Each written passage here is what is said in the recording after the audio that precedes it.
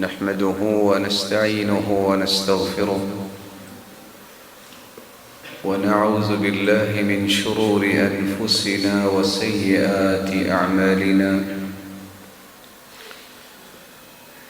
من يهده الله فلا مضل له ومن يضلل فلا هادي له. وأشهد أن لا إله إلا الله وحده لا شريك له وأن محمدًا عبده ورسوله. يا أيها الذين آمنوا اتقوا الله حق تقاته ولا تموتن إلا وأنتم مسلمون. يا أيها الناس اتقوا ربكم الذي خلقكم من نفس واحدة وخلق منها زوجها وبث منهما رجالا كثيرا ونساء. واتقوا الله الذي تساءلون به والأرحام إن الله كان عليكم رقيبا. يا أيها الذين آمنوا اتقوا الله وقولوا قولا سديدا يصلح لكم أعمالكم ويغفر لكم ذنوبكم ومن يطع الله ورسوله فقد فاز فوزا عظيما. أما بعد فأعوذ بالله من الشيطان الرجيم. وقضى ربك ألا تعبدوا إلا إياه وبالوالدين إحسانا إما يبلغن عندك الكبر أحدهما أو كلاهما فلا تقل لهما أف ولا تنهرهما وقل لهما قولا كريما. لائق التکریم سامعین مکرم، اللہ ذوالجلال کا بے پناہ احسان ہے جس نے ہمیں مسلمان بنایا، پھر ہماری رشد و ہدایت کے لیے نوشتہ ہدایت قرآن مجید کو نازل کیا، پھر اس کی روشنی میں تربیت اور تزکیہ کرنے کے لیے کائنات کی سب سے اعلیٰ ہستی محمد رسول اللہ صلی اللہ علیہ وآلہ وسلم کو ہادی و مرشد بنا کے مبعوث فرمایا، جنہوں نے آپ صلی اللہ علیہ وآلہ وسلم کی صحبت کو پسند کیا، آپ کی رفاقت کو پسند کیا، اللہ تعالیٰ نے ان کے ایمان کو قیامت تک آنے والی انسانیت کے ایمان کے لیے میزان، مقیاس اور معیار اور پیمانہ بنا دیا۔ وہ کون سے اصول اور ضابطے تھے جن کی روشنی میں ان کی تربیت کی گئی، جس کے نتیجے میں وہ کائنات کے لیے نمونہ ٹھہرائے گئے؟ ان اصول و ضوابط میں سے ایک اصول یہ تھا کہ وہ والدین کو جہاں نعمت سمجھتے تھے وہاں دنیا جہان میں سب سے زیادہ حسن سلوک کرتے تو والدین کے ساتھ کیا کرتے۔ اللہ تعالیٰ نے جہاں بھی اپنی اطاعت کی بات کی ہے وہاں اپنے رسول کی اطاعت کی بات کی ہے، لیکن یہاں اللہ ذوالجلال نے ایک فیصلہ سنایا ہے، وَقَضَى رَبُّكَ أَلَّا تَعْبُدُوا إِلَّا إِيَّاهُ فیصلہ یہ ہے کہ عبادت اگر کی جائے گی تو صرف ایک اللہ کی عبادت کی جائے گی، اور والدین کے ساتھ احسان کیا جائے گا۔ زندگی کے کسی زاویے میں، کسی موڑ پر والدین کے سامنے اف بھی نہیں کہنا، ڈانٹنا تو دور کی بات ہے۔ رسول اللہ صلی اللہ علیہ وآلہ وسلم نے صحابہ کرام کو یہی سمجھایا تھا، اور انہوں نے ساری زندگی اس پہ عمل کر کے مثال قائم کر دی۔ 1400 سال گزرنے کے باوجود آج تک کوئی ان کی مثال پیش نہیں کر سکا۔ والدین کے ساتھ حسن سلوک، اس کی عظمت کتنی ہے۔ آپ صلی اللہ علیہ وسلم کا فرمان ہے کہ اگر کسی کی یہ خواہش اور تمنا ہو کہ میں نے وہ نیکی کرنی ہے جو دنیا میں سب سے افضل ترین نیکی ہے، تو وہ کیا کرے؟ صحابی نے سوال کر دیا، اے اللہ کے پیارے پیغمبر صلی اللہ علیہ وسلم، دنیا میں سب سے افضل نیکی کون سی ہے؟ آپ نے فرمایا افضل الاعمال الصلاة على وقتها وبر الوالدین والجہاد فی سبیل اللہ۔ انسانی دعوے تو بڑے بڑے ہوتے ہیں، لیکن اگر تم افضل ترین نیکی لینا چاہتے ہو تو 5 وقت کی نماز بر وقت ادا کرو۔ اللہ تعالیٰ کی عبادت کے بعد جو سب سے افضل ترین نیکی ہے وہ والدین کے ساتھ حسن سلوک کرنا ہے۔ پھر اس کے بعد اللہ الجلال کی راہ میں اعلاء کلمت اللہ کے لیے جہاد کرنا ہے۔ بلکہ رسول اللہ صلی اللہ علیہ وآلہ وسلم نے صحابہ کرام کو اس بات کی بھی تاکید اور تلقین فرمائی کہ زندگی گزارتے وقت ہر شخص کی یہ تمنا ہوتی ہے میرے مال میں فراوانی آ جائے، میری زندگی بابرکت بن جائے، کچھ اور وقت میسر آ جائے۔ بیمار ہے یا صحت مند، اس کی پلاننگز اگلے 50 سال کی ہوتی ہے، اور اس کو یہ پتہ نہیں ہے کہ اگلے 50 سیکنڈ بھی اس نے زندہ رہنا ہے کہ نہیں رہنا۔ لیکن رسول اللہ صلی اللہ علیہ وآلہ وسلم نے اس تمنا کو پورا کرنے کے لیے ایک راستہ دے دیا، من سرہ ان یمد لہ فی عمرہ ویزاد لہ فی رزقہ فلیبر والدیہ ولیصل رحمہ۔ اگر کسی کی تمنا یہ ہے کہ اس کی زندگی لمبی ہو جائے،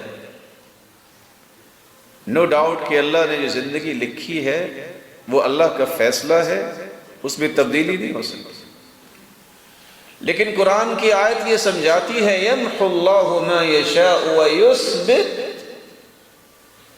لکھا بھی تو اللہ تعالیٰ نے، اگر وہ لکھے کو مٹا دے تو اس نے کسی سے مشورہ تو نہیں کرنا، وہ قادر مطلق ہے۔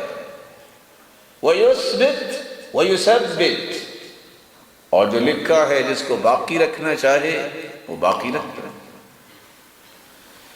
جو شخص یہ چاہتا ہے کہ اس کے مال میں وسعت آ جائے، فراوانی آ جائے، اور اس کی زندگی لمبی ہو جائے، بابرکت بن جائے، بڑا آسان سا نسخہ یہ ہے کہ سب سے پہلے اسے اپنے والدین کے ساتھ حسن سلوک کرنا چاہیے، رشتہ داروں کے ساتھ اچھا رویہ اور اچھا برتاؤ رکھنا چاہیے۔ رسول اکرم صلی اللہ علیہ وسلم نے ایک تیسری بات بھی سمجھائی، گناہ صغیرہ بھی ہوتے ہیں، گناہ کبیرہ بھی ہوتے ہیں۔ کبیرہ گناہ وہ ہوتا ہے جس پہ اللہ نے وعید سنائی ہے، اس گناہ کرنے والے پر لعنت کی بات آئی ہے، آگ کی وعید سنائی ہے، عذاب کی بات ہوئی ہے، توبہ کیے بغیر یہ معاف نہیں ہوتی۔ اور صغیرہ گناہ کو بھی اگر بار بار کیا جائے تو یہ بھی کبیرہ بن جاتا ہے۔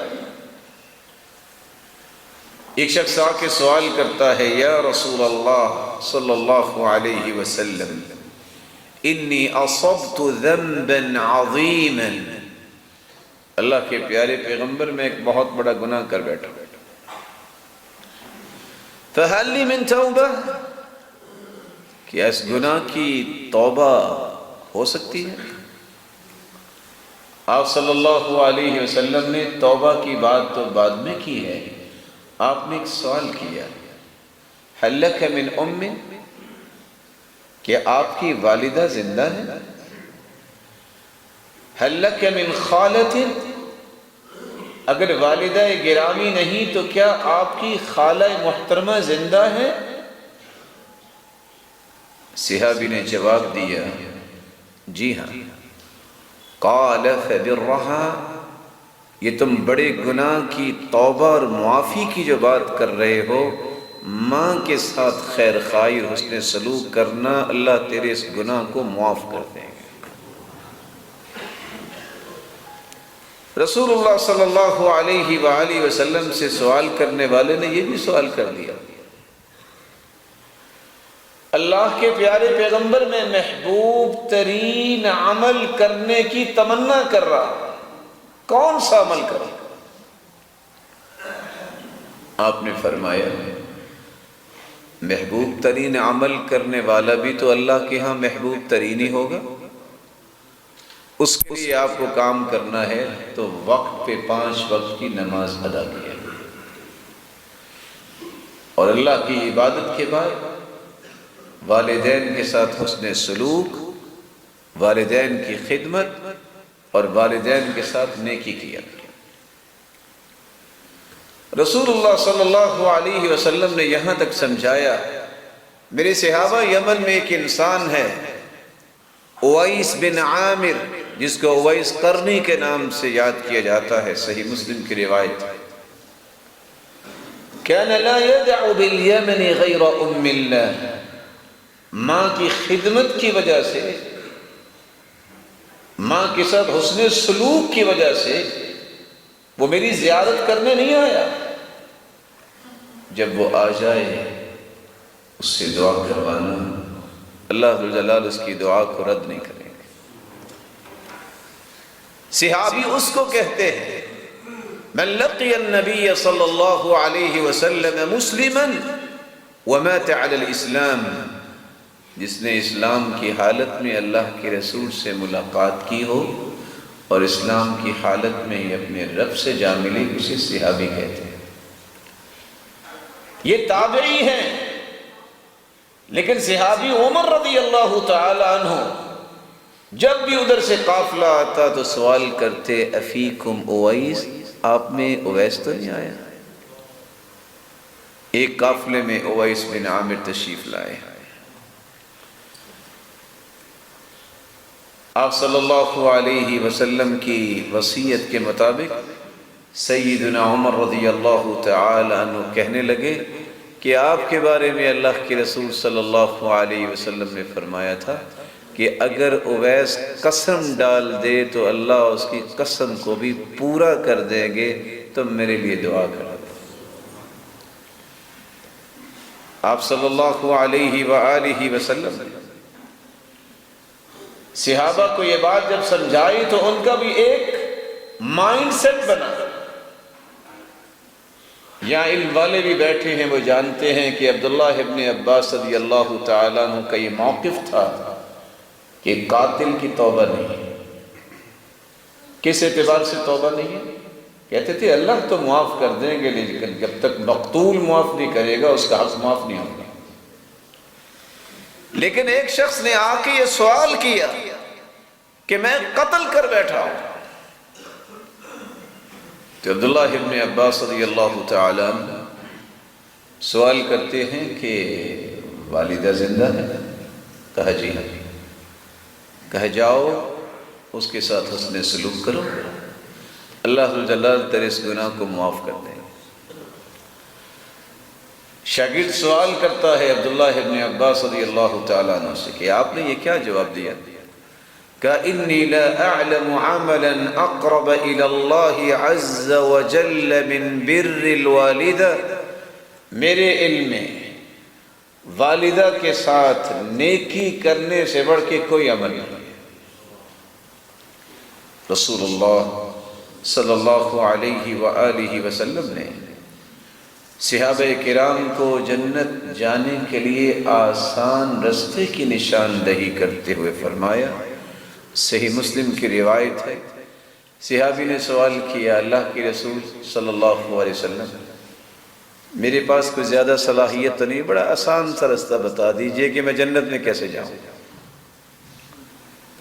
ای الاعمال اقرب الى الجنہ، تو آپ صلی اللہ علیہ وسلم نے فرمایا اگر جنت کے متلاشی ہو اور آسانی سے جنت جانا چاہتے ہو تو تم سب سے پہلے اپنی 5 نمازوں کو بر وقت ادا کرنے والے بن جاؤ۔ کیسی وقت کی پابندی؟ رسول اللہ صلی اللہ علیہ وسلم نے فرمایا من صلی للہ 40 یوما فی جماعہ یدرک التکبیرۃ الاولی کتبت له براءتان، براءة من النار وبراءة من النفاق۔ 40 دن جو با جماعت نماز ادا کرتا ہے تکبیر اولا کے ساتھ، 2 انعامات سے نوازا جاتا ہے، ایک تو وہ منافق نہیں ہوگا، ایک قیامت کے دن جہنم سے آزاد کر دیا جائے۔ آج ابن سماعہ کہاں سے تلاش کریں جو کہا کرتے تھے 40 سال گزر گئے میں نے کوئی نماز جماعت کے بغیر نہیں پڑھی۔ آج سعید بن مسیب کو کہاں سے ڈھونڈ لائیں جو کہا کرتے تھے 50 سال میری زندگی کے گزر گئے، مؤذن اذان بعد میں کہتا ہے میں اذان سے پہلے پہلی صف میں بیٹھا ہوتا ہوں۔ یہ صرف بیٹھنا ہی مقصود نہیں ہے، جو کہ حکم یہ ہے اذا دخل احدکم المسجد فلا یجلس حتى يصلي رکعتین، جب بھی کوئی مسجد میں آئے تو سب سے پہلے 2 رکعتیں پڑھے پھر بیٹھے، اس کو کہتے ہیں تحیۃ المسجد۔ جمعے کا خطبہ ہو رہا تھا، اللہ کے رسول صلی اللہ علیہ وسلم نے دیکھا کہ سلیک الغطفانی آئے ہیں اور آ کے بیٹھ گئے ہیں۔ آپ نے فرمایا رکعت رکعتین، کہ آپ نے 2 رکعتیں پڑھی ہیں؟ صحابی نے جواب دیا نہیں۔ فرمایا قم فرکع رکعتین، اٹھیے اور 2 رکعتیں پڑھ کے بیٹھیے۔ اسی کو تحیۃ المسجد، مسجد کی سلامی کہتے ہیں۔ اور میں ادب سے گزارش کروں گا کہ جمعے کا دن جو ہوتا ہے اس دن آپ اس میں گفتگو نہیں کیا کرتے۔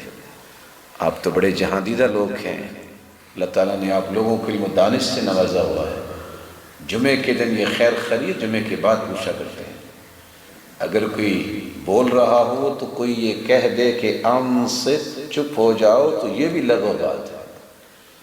جمعے کے دن کا ایک تقدس ہے، اس لیے جمعے کے جب خطبہ ہو رہا ہو تو پھر بات نہیں کیا کرتے۔ اللہ تعالیٰ آپ سب کو عزتوں سے نوازے۔ رسول اللہ صلی اللہ علیہ وآلہ وسلم نے صحابہ کرام کو یہ بات سمجھائی کہ قریب ترین راستہ جو جنت کو جاتا ہے وہ راستہ ہے جس کو آج امت بھول گئی۔ نماز کی کوئی فکر نہیں۔ آپ صبح کی نماز پہ چیک کریں کہ کتنی صبح ہوتی ہیں، ایمانی لیول کو دیکھیے۔ مسند بزار کی روایت ہے الذین تساقلت رؤوسهم عن الصلاة، جن کے سر صبح کی نماز اور عشاء کی نماز پہ بوجھل اور بھاری ہو جاتے ہیں، یہ منافق ہونے کی نشانی ہے۔ نبی نے صحابی 6 عذر لے کے آئے کہ کسی طریقے سے گھر میں نماز پڑھنے کی اجازت مل جائے۔ صحیح مسلم کی روایت میں 3 عذر اکٹھے آئے.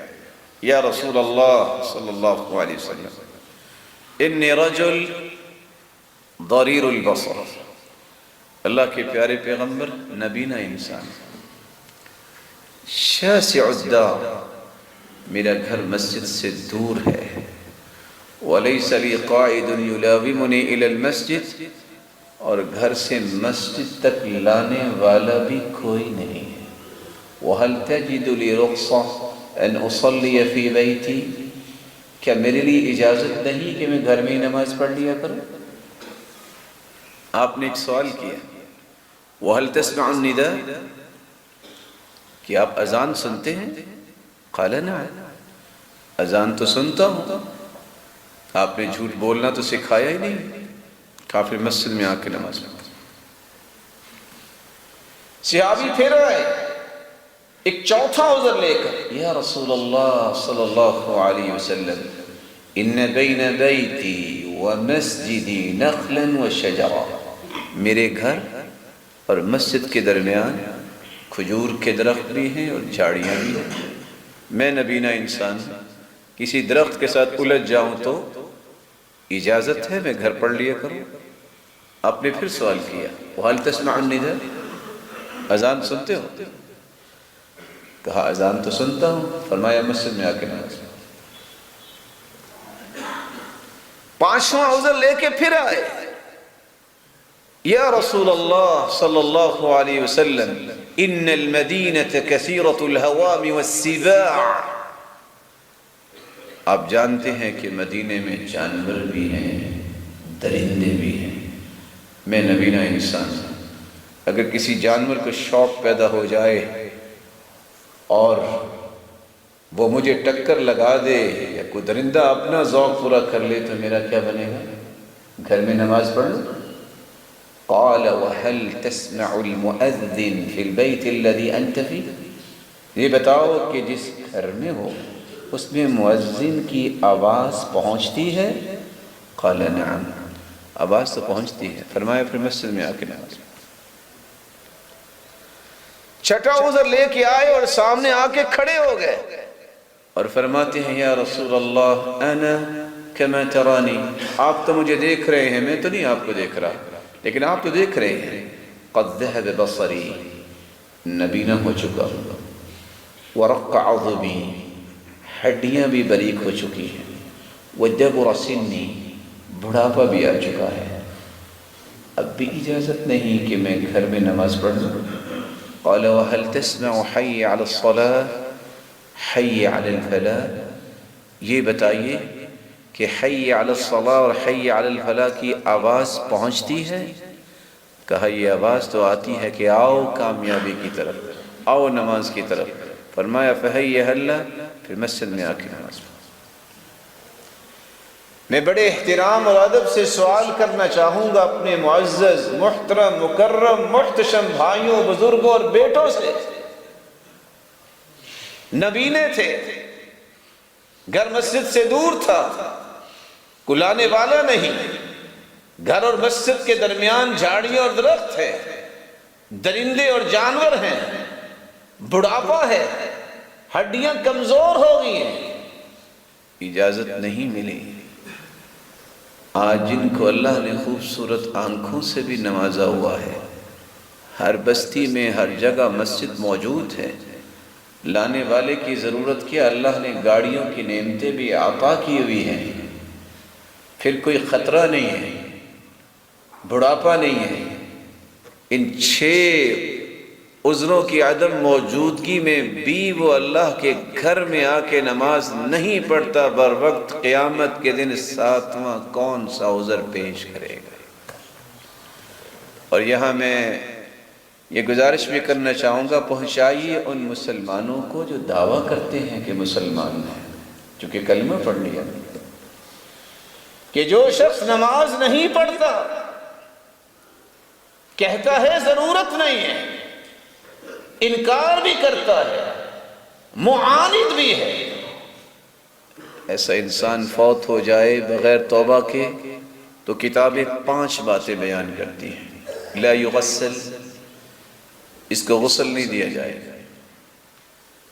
لا یکفن، اس کو کفن نہیں پہنایا جائے گا، ولا یصلی علیہ، اس کی نماز جنازہ نہیں پڑھی جاتی، ولا یدعا لہ بالمغفرہ، اس کی بخشش کی دعا نہیں کی جاتی، ولا یدفن فی مقابر المسلمین، اور اسے مسلمانوں کے قبرستان میں دفنایا نہیں جاتا۔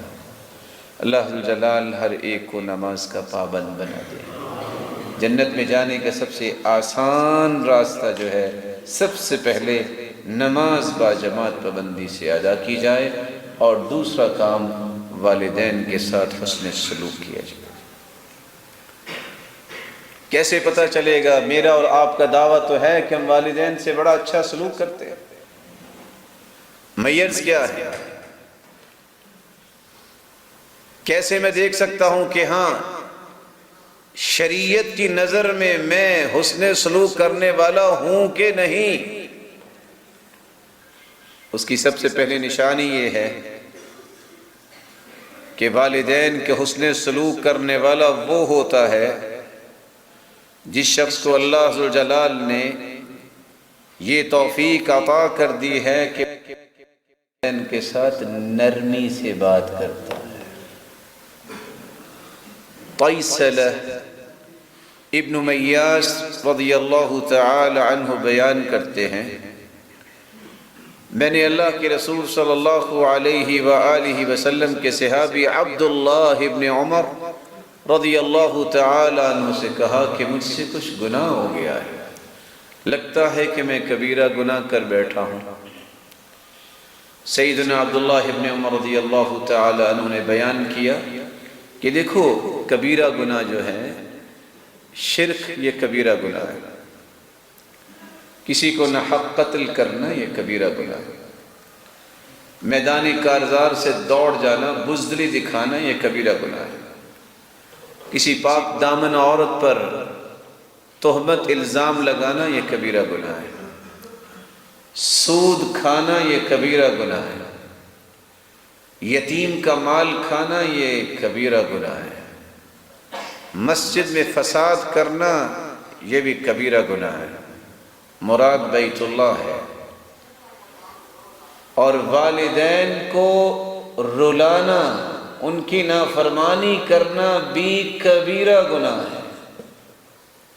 رسول اللہ صلی اللہ علیہ وآلہ وسلم کے صحابی فرماتے ہیں اگر تم چاہتے ہو کہ جنت چلے جاؤ اور جہنم سے ڈرتے ہو تو میں تمہیں نسخہ بتا دیتا ہوں، جہنم سے بھی بچ جاؤ گے، جنت چلے جاؤ گے۔ لو ألنت لها الكلام وأطعمتها الطعام لتدخلن الجنة ما اجتنبت الكبائر۔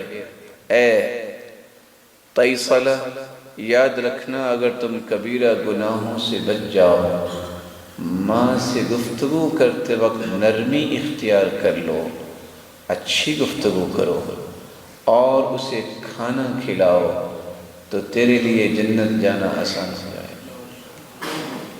اس نے سلوک وہ کرتا ہے جو والدین کے ساتھ نرمی کا برتاؤ کرتا ہے، جو تو تکرار کے ساتھ بات کرتا ہے سمجھ لے وہ حسن سلوک نہیں کرتا۔ ابن عون بیان کرتے ہیں محمد بن سیرین کے پاس ایک جانے والا گیا، محمد بن سیرین، احمد بن سیرین، حفصہ بنت سیرین، تینوں بہن بھائی محدث تھے۔ دیکھا کہ محمد بن سیرین والدہ کے پاس بیٹھے ہیں سر جھکا کے، دیکھنے والے نے دیکھا اور سوال کیا کہ محمد بن سیرین بیمار ہیں؟ جواب دینے والے نے جواب دیا یہ ادب ہے، وہ جب بھی والدہ کے پاس بیٹھتے ہیں تو اسی ادب کے ساتھ ہی بیٹھتے ہیں۔ ہشام ابن حسان بیان کرتے ہیں کہ محمد بن سیرین جب بھی بات کرتے یوں لگتا کہ وہ التجا کر رہے ہیں والدہ گرامی سے۔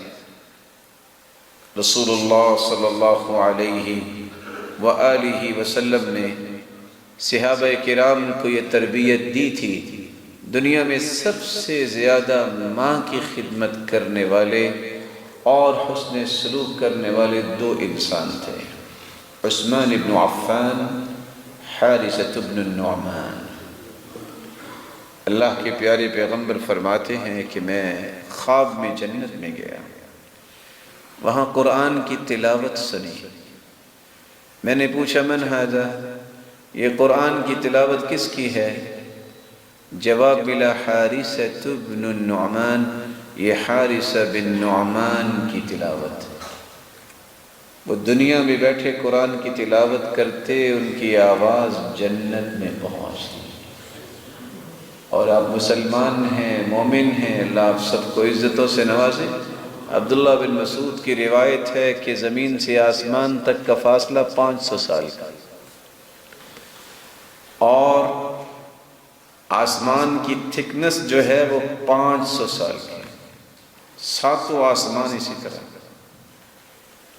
اس کے اوپر کرسی ہے، وسع کرسیہ السماوات والارض، جس نے پورے زمین و آسمان کو گھیرا ہوا۔ پھر پانی ہے، اس کی گہرائی بھی 500 سال ہے، جس پہ اللہ کا عرش ہے، اور ساتوں آسمانوں کے بعد جنت ہے۔ زمین پہ بیٹھے قرآن کی تلاوت کرے اور قرآن کی تلاوت سے محظوظ جنتی ہوں، بڑا اس سے بڑا بھی کوئی امتیاز ہے؟ اونچا سبب کیا ہے؟ جواب ملا وَكَانَ أَبَرَّ النَّاسِ بِأُمِّهِ، حارثہ بن نعمان رضی اللہ تعالی عنہ۔ ان کو اپنی والدہ کی بات تو سمجھ نہیں آتی تھی، یہ ہر وقت خدمت میں لگے رہتے تھے۔ بیمار تھی، بیٹھ جاتے، کہتے کہ اپنی والدہ کو کنگھی میں کروں گا۔ جو عورت پاس ہوتی، باہر جب آتے تو پوچھتے میری والدہ محترمہ نے کیا کہا ہے، آپ کو سمجھ آئی ہے؟ مجھے سمجھ نہیں آئی، بتاؤ تاکہ وہ بھی میں کام کروں۔ وہ شخص حسن سلوک کرتا ہے جو اپنے والدین کے ساتھ نرمی سے بات کرتا ہے۔ ابن عون کو ماں نے آواز دی، بیٹے نے کہا میں آ رہا ہوں، اور اپنی آواز ماں کی آواز سے بلند کر بیٹھے۔ فندم على هذا الفعل واعتق رقبتين، شرمندہ بھی ہوئے اور 2 غلام آزاد کیے کہ میری آواز میری والدہ کی آواز سے بلند ہوئی ہے، اللہ مجھے معاف کرے۔ ماں نے آواز دی یا ابا ہریرہ، اے ابو ہریرہ۔ بیٹا خوشی سے کہتا ہے لبیک یا اماں، میں حاضر ہوں میری ماں۔ پھر فوراً کہتے ہیں استغفر اللہ استغفر اللہ استغفر اللہ۔ پوچھا کیا ہوا؟ کہتے ہیں میری آواز میری ماں کی آواز سے بلند ہوگی، میں اس لیے اللہ سے استغفار کر رہا ہوں۔ آج کے نوجوان 2 سے 4 سے 6 سے 8 حرف پڑھنے کے بعد کہتے ہیں کہ میرے پیرنٹس کو کیا پتا ہے، مجھے اپنی فیوچر پلاننگز کرنی ہے۔ ہم ان کتابوں کو قابل ضبطی سمجھتے ہیں جن کو پڑھنے سے بچے والدین کو خبطی سمجھتے ہیں۔ یہ علم نہیں ہے، یہ دانش نہیں ہے، یہ چنگیزی ہے۔ یہ وہ محروم لوگ ہیں جو اپنے والدین کو مصیبت سمجھتے ہیں، حالانکہ حدیث یہ بتاتی ہے کہ دنیا کی مصیبتوں کو اگر تم ختم کرنا چاہتے ہو تو اللہ عز و جلال کی رحمت کے بعد والدین کے ساتھ نیکی کرنے سے دنیا کی مصیبتیں چھٹ جاتی ہیں۔ والدین کا حق ادا کون کر سکتا ہے؟ رسول اللہ صلی اللہ علیہ وآلہ وسلم کے صحابی بیان کرتے ہیں، ابو بردہ، میں نے ایک ایسے آدمی کو دیکھا جو یمن سے آیا تھا اور اپنی والدہ کو اٹھا کے طواف کر رہا تھا۔ ادب المفرد کی روایت ہے، اور یہ کہہ رہا تھا انی لها بعیرها المذلل ان ازعرت رکابها لم ازعر۔ میری سواری اگر تھک بھی جائے تو میں نہیں تھکوں گا، میں نے اپنی والدہ کو اٹھایا ہے اور میں اپنی والدہ کی سواری۔ اس دور میں جہاز نہیں تھے۔ یہ یمن سے آنے والا شخص جو رسول اللہ صلی اللہ علیہ وسلم کی سنت کے مطابق، سکھائے گئے طریقوں کے مطابق عمرہ کر رہا ہے، ماں کو اٹھا کے طواف کر رہا ہے۔ آج بھی نیٹ کی دنیا میں جائیے، 1148 کلومیٹر زمینی فاصلہ بنتا ہے جو ماں کو کندھے پہ اٹھا کے لایا اور آ کے طواف کیا اور پھر پوچھا میں نے ماں کا حق ادا کر دیا؟ تو عبداللہ ابن عمر نے فرمایا تھا وَلَوْ بِزَفْرَةٍ مِّن زَفَرَاتِهَا وَلَوْ كَقُلَامَةِ ظُفُرٍ، ایک تکلیف کا بدلہ بھی تم نہیں دے سکے جو ماں کو ولادت کے وقت اٹھانی پڑی۔ اور دوسری روایت میں آتا ہے خراسان سے ایک شخص آیا اور آ کے کہتا ہے حملت امی علی رقبتی من خراسان، میں نے خراسان سے اپنے کندھے پہ اپنی ماں کو اٹھایا اور مدت کے بعد پہنچا ہوں، میں نے حج کیا ہے، کروایا ہے، بتائیے میں نے اپنی والدہ کا حق ادا کر دیا؟ خراسان آج بھی ذرا زمینی فاصلہ چیک کیجئے، 3486 کلومیٹر زمینی فاصلہ ہے۔ وہ شخص کیسے آیا ہوگا؟ آ کے اس نے حج بھی کروایا۔ جواب کیا ملا؟ وَلَوْ كَقُلَامَةِ ظُفُرٍ، یہ ناخن جو بڑھ جاتا ہے کاٹ کے اس کو درست کیا جاتا ہے، تم اتنا بھی ماں کا حق ادا نہیں کر سکتے۔ آج یہی بچہ اور یہی بچی جب بات کرتے ہیں تو والدین روتے ہیں، جن کے والدینوں کی آنکھوں سے آنسو جاری ہو جائے سمجھ لیں یہ دنیا کے محروم لوگ ہیں۔ پھر یہ کہتے ہیں کہ ہم نے کون سی بدتمیزی کی؟ عبداللہ ابن عباس فرماتے ہیں لو ان الرجل قام بوالدہ بجانب والدہ، اگر کوئی بیٹا باپ کے ساتھ کھڑا ہو، ثم نفض ثوبہ، پھر اپنے کپڑے کو جھاڑتا ہے، فطار الغبار علیہ، جھاڑنے کی وجہ سے گرد اڑ کے باپ پہ آ جائے، کتب عند اللہ عاقا، یہ اللہ کے ہاں نافرمان لکھا جائے۔ کون ہے شخص جو والدین کے لیے حسن سلوک کا رویہ پیش کرتا ہے؟ اس کی پہلی نشانی یہ ہے جب اپنے والدین کے ساتھ نرمی سے گفتگو کرتا ہے۔ دوسری نشانی، والدین کی خدمت میں جو صلاحیت ہے، جو مال ہے، اس کو خرچ کرنے میں دریغ نہیں کرتا۔ رسول اللہ صلی اللہ علیہ وآلہ وسلم نے صحابہ کرام کو یہی سمجھایا۔ ایک شخص نوجوان آتا ہے، آج کل کے نوجوان کے لیے یہ قصہ بڑا سبق آموز ہے۔ اس نے بھی آ کے کہا کہ ان ابی اخذ مالی، میرے باپ نے میرا مال لے لیا ہے۔ اللہ کے رسول صلی اللہ علیہ وسلم نے فرمایا اسے بلائیے۔ جب والد کو یہ اطلاع پہنچی کہ اللہ کے رسول کے پاس میری شکایت پہنچی ہے، تو والد نے دل ہی دل میں کچھ باتیں کہیں، میں سمعت اذنائی، میں سمعت اذناہ، اس کے کانوں نے بھی نہیں سنی۔ اللہ عز و جلال نے اپنے پیغمبر کو اس بات کی اطلاع دی۔ جب وہ آئے تو اللہ کے رسول صلی اللہ علیہ وسلم نے فرمایا آپ کیا کہہ رہے تھے؟ اس والد نے کہا میں نے کیا کہنا تھا؟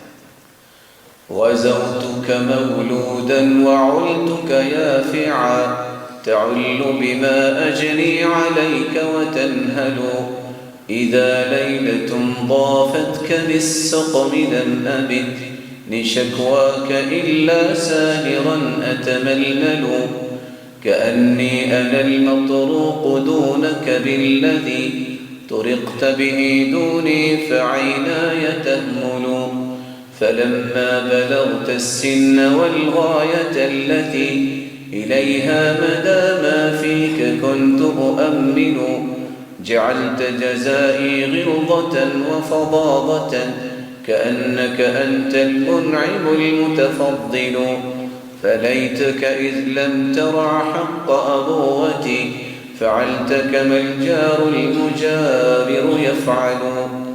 اللہ کے رسول میں یہی کہہ رہا تھا، بچپن سے لے کر تیری غذا کا بندوبست کرنے کی فکر نے مجھے نہ ڈھال کر رکھا.